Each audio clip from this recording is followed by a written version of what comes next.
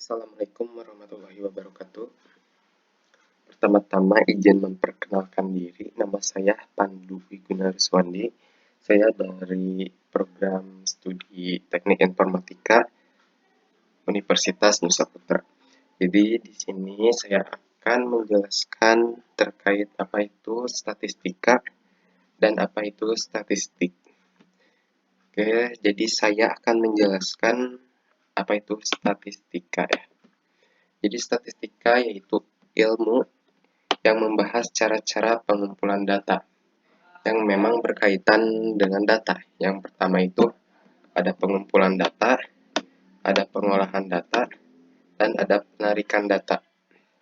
Nah, yang kedua, lalu apa itu bedanya statistik? Jadi statistik itu yaitu catatan angka-angka bilangan. Jadi di sini yang pertama bisa dikumpulkan isi data tersebut. Yang kedua bisa ditabulasi, dan yang ketiga digolongkan.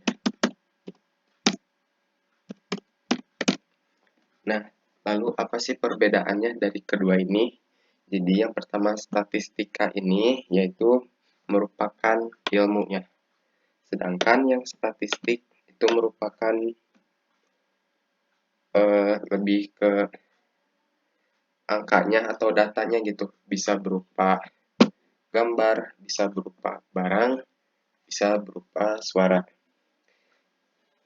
Sehingga dapat memberikan informasi yang berarti mengenai masalah atau gejala ya menurut KBBI. Nah, statistika dibagi menjadi dua ya. Yang pertama itu ada deskriptif. Nah, deskriptif di sini artinya itu yang menggambarkan data yang dimiliki gitu. Yang menggambarkan.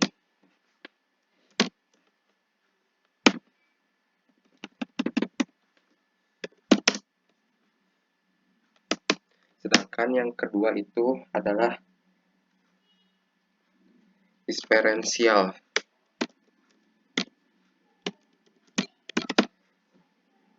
Yang berarti penarikan kesimpulan.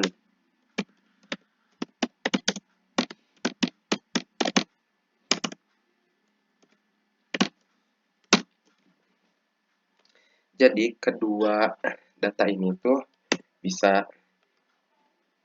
dikumpulkan,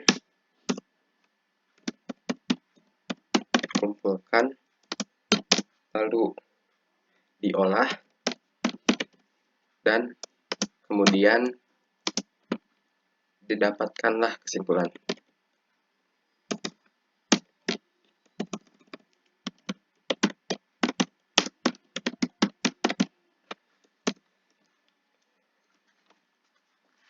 Oke, jadi seperti itu. Kita lanjut, yaitu tipe data ya. Tipe data.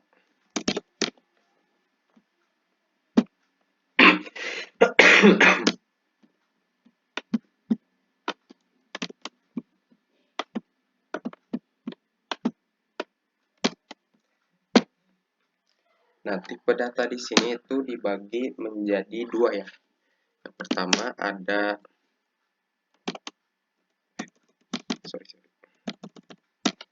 Yang pertama ada kualitatif,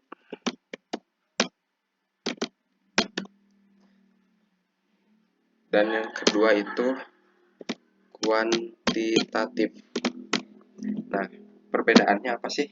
Yang pertama kualitatif, yang artinya non angka ya, seperti warna, bisa juga gender, lalu suku bunga, yang berkaitan non angka ya.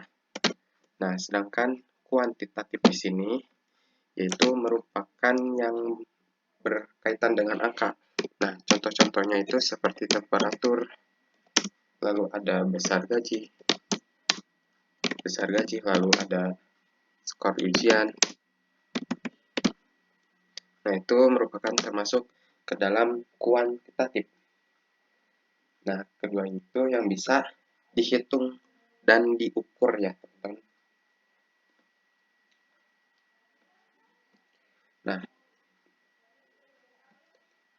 Nah, data kuantitatif.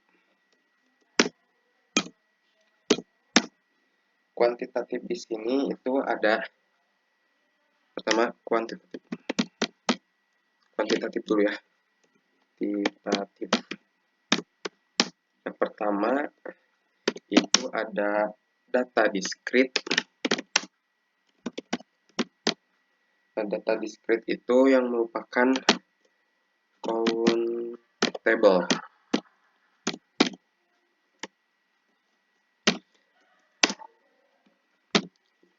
Yang artinya bilangan bulat.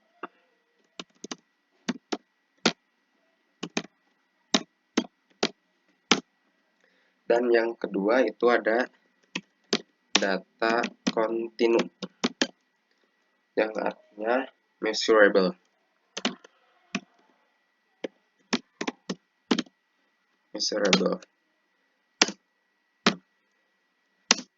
Bilangan desimal.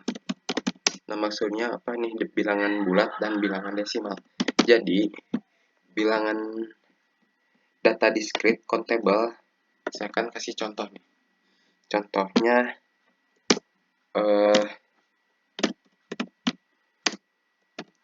umur seseorang gitu. Karena tidak mungkin umur seseorang itu setengah gitu. Pasti yang diambil itu bilangan bulatnya gitu. Contohnya umur 18 tahun, 19 tahun.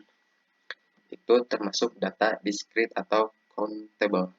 Sedangkan di sini bilangan desimal, contohnya itu seperti misalkan kita sedang mengukur suhu, pastinya kita terdapat 20 derajat koma sekian lah.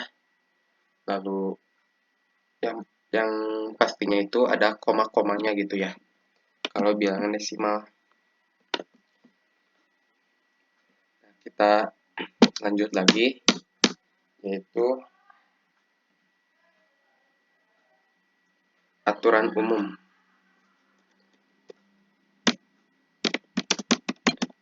Nah, aturan umum di sini ini adalah aturan cara menghitung data ya. Yang pertama, jika kurang dari 0,5 maka 0,5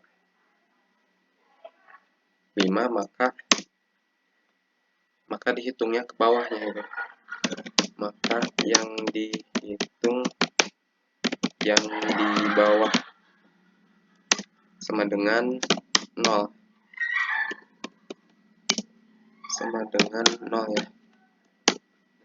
Jika di atas 0,5 maka yang dihitung itu yang di atas. Itu satu ya.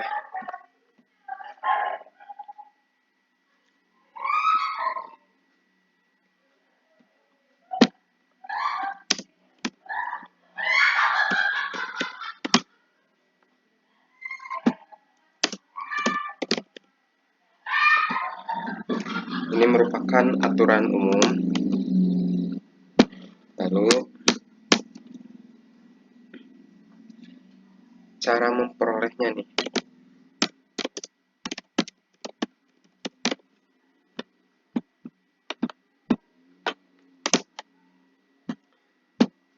Cara memperoleh data yang pertama itu data primer.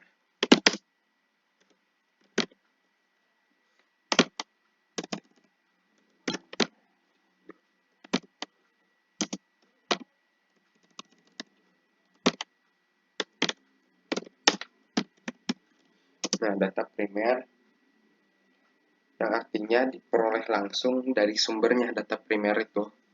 Contohnya itu seperti wawancara, penyebaran kuesioner, pengukuran langsung. Jadi yang memang dilakukan langsung di lapangan gitu. Jadi itu termasuk ke data primer ya. Lalu yang kedua itu ada data sekunder. Nah, data sekunder itu diambil dari pihak lain gitu, misalkan melalui web gitu. Jadi ada pihak lain yang lewat situ gitu, contohnya koran, bisa jurnal, bisa penelitian atau publikasi pihak lain gitu. Nah, sekarang kita masuk ke skala pengukuran ya. Skala pengukuran. Oke, bentar.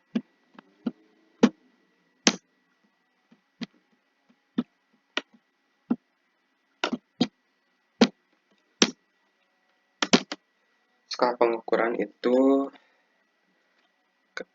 disingkat menjadi NOIR ya.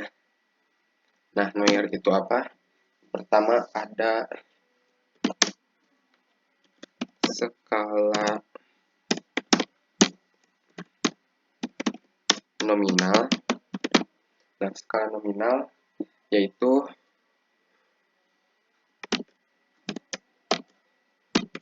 pengukuran hanya label saja, yang artinya itu contohnya golongan darah, misalkan golongan darah A, golongan darah B, golongan darah AB gitu ya, golongan darah O. Nah, yang artinya itu di sini tidak memiliki tingkatan.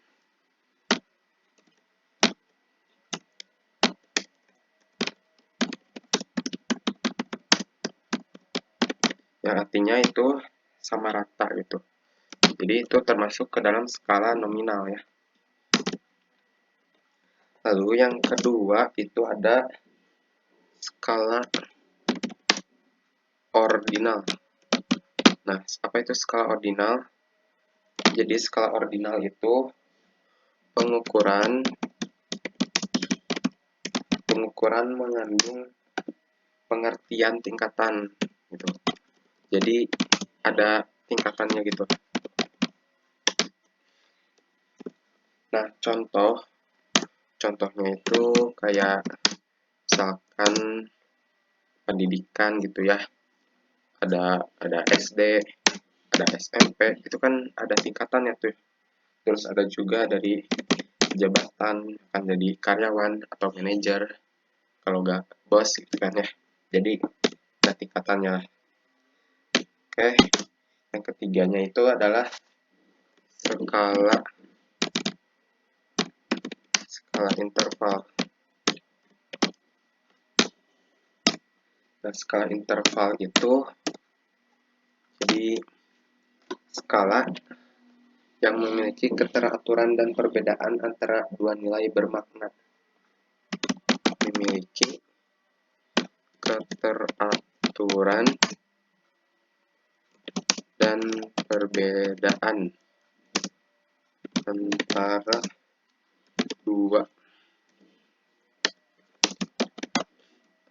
dua nilai ya. Nah, contohnya itu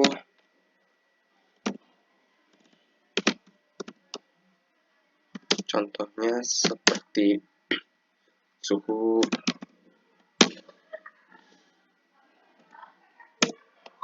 ada Fahrenheit.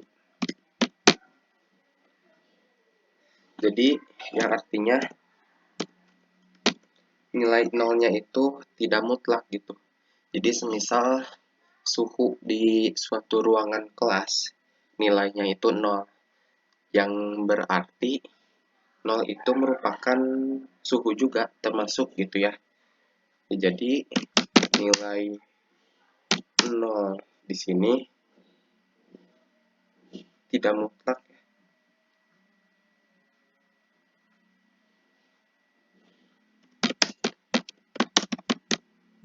Mutlak.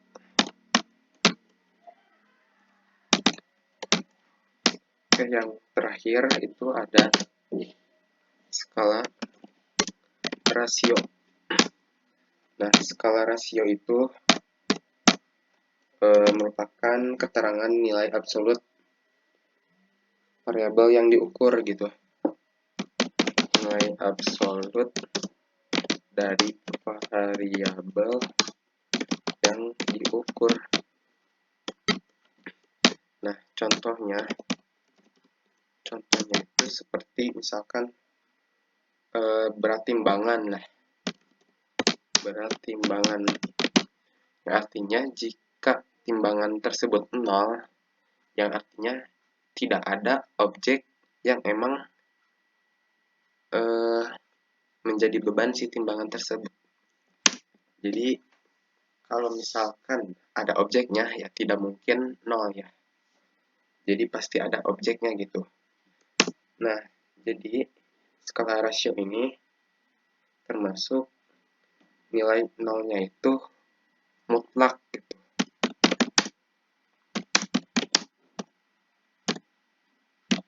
Jadi sebalikan dari skala interval gitu. Nah, sekarang kita masuk ke sampel dan populasi.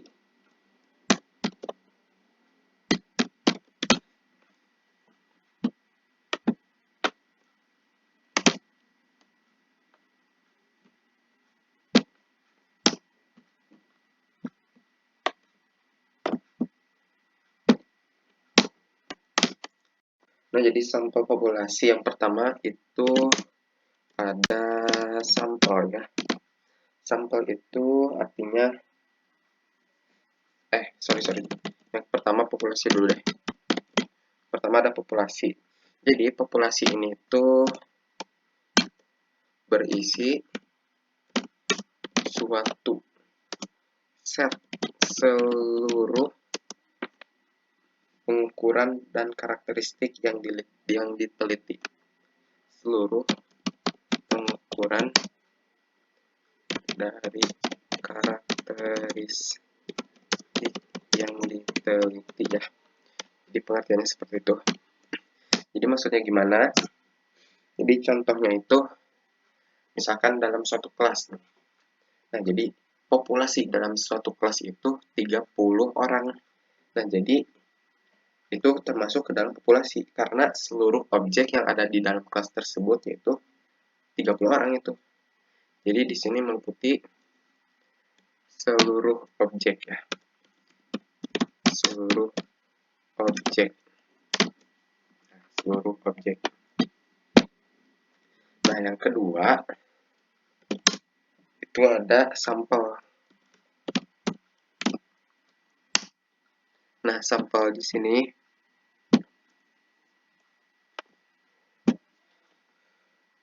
pengertiannya yaitu bagian dari pengukuran yang dipilih dari populasinya. Nah, misalkan sebagian aja. Nah, sebagian. Jadi contohnya dalam suatu kelas yang tadi, sampelnya. Jadi kita tuh memilih bagian dari 30 orang. Misalkan yang akan dijadikan sampel itu adalah 15 orang. Nah, jadi ini tuh termasuk ke dalam sampel yang 15 orang tersebut karena memang sebagian dari seluruh populasi yang ada di dalam satu kelas tersebut.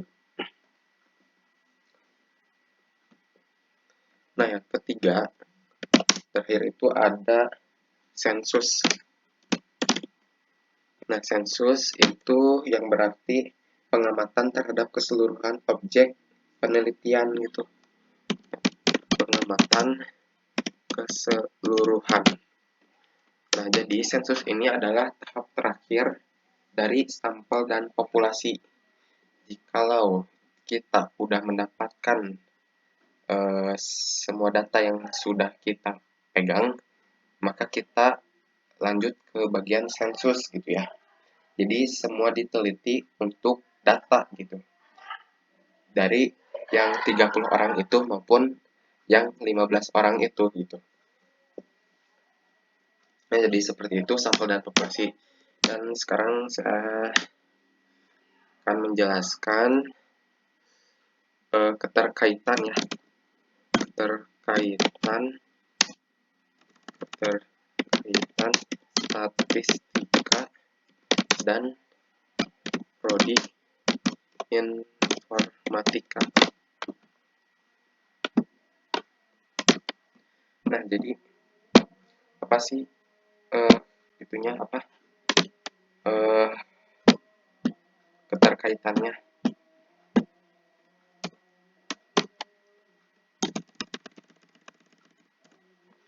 Oke, bentar ya.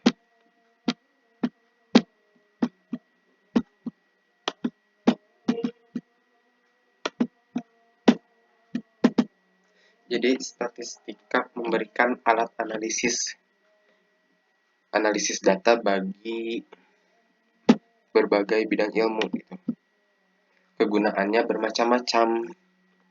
Oke.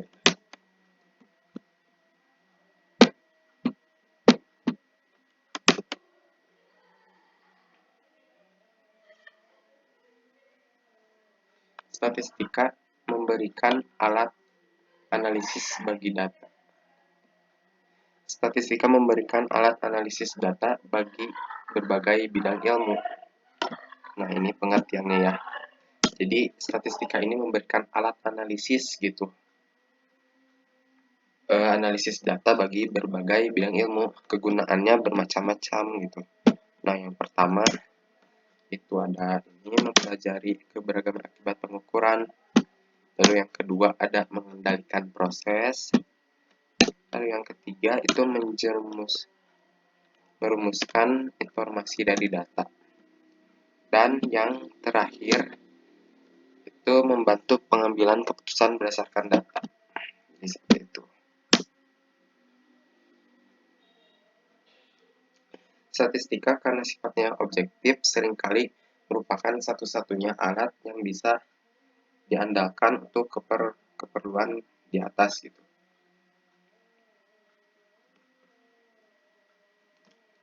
Nah, selain itu juga hubungan antara mereka berdua itu karena emang pembuatan perangkat lunak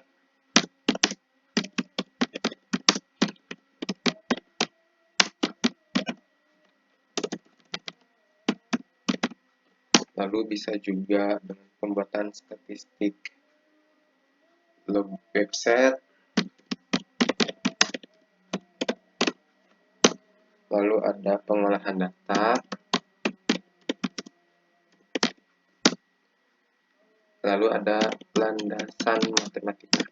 Karena ada teknik informatika ini tidak jauh dari namanya matematika ya teman-teman.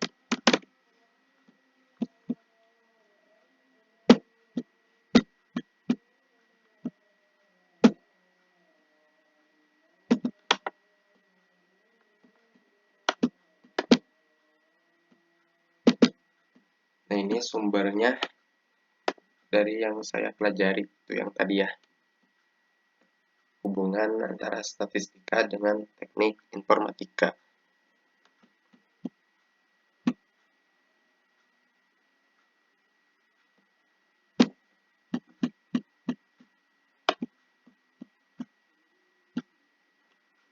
Bisa disalin lagi. Nah, ini.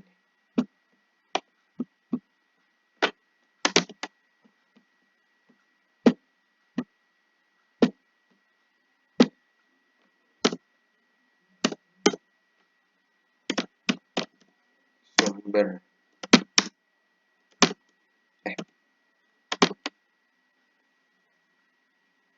Nah, jadi itu sumbernya.